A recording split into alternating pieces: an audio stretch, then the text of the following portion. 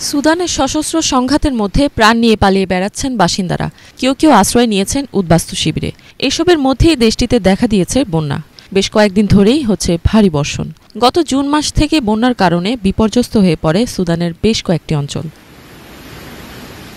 জানা গেছে, সুদানে এখন পর্যন্ত বন্যায় কমপক্ষে ১১৪ জন মারা গেছেন। আহত হয়েছেন প্রায় ৩০০-র কাছাকাছি লোকজন। প্রত্যক্ষভাবে ক্ষতিগ্রস্ত হয়েছেন প্রায় ১,১০,০০০ মানুষ।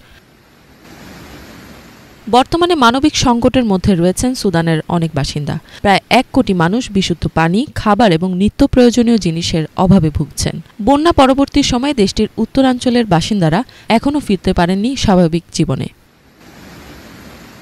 দেশটিতে এরই মধ্যে পানির সরবরাহ ব্যবস্থা ও ড্রেনেজ ব্যবস্থা ধ্বংস হয়ে গেছে। যেখানে সেখানে আবর্জনা জমে থাকায় রোগ জীবাণুতে আক্রান্ত হচ্ছে শিশুরা। দেশটির স্বাস্থ্য মন্ত্রণালয় বলছে, বিশুদ্ধ পানির সংকটে অনেকে অনিরাপদ পানি পান করছেন। ইতোমধ্যে কলেরার মতো অনেক মারাত্মক রোগ ছড়িয়ে পড়েছে অন্যান্য পানিবাহিত রোগ। এছাড়া ম্যালেরিয়া এবং ডেঙ্গুতে আক্রান্ত হবারও খবর পাওয়া গেছে।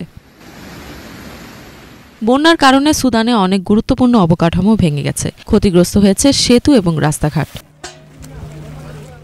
চায়না সেন্ট্রাল টেলিভিশন সিসিটিভিকে আব্দুল ওসামা নামে এক ব্যক্তি জানান, শহরটিতে তারা উদ্বাস্তু হয়ে এসেছিলেন।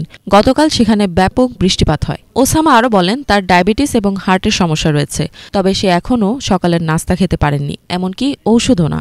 এ সময় ওসামা খুব দ্রুত তাদের অন্য শিবিরে নিয়ে যাওয়ার আর্জি করেন।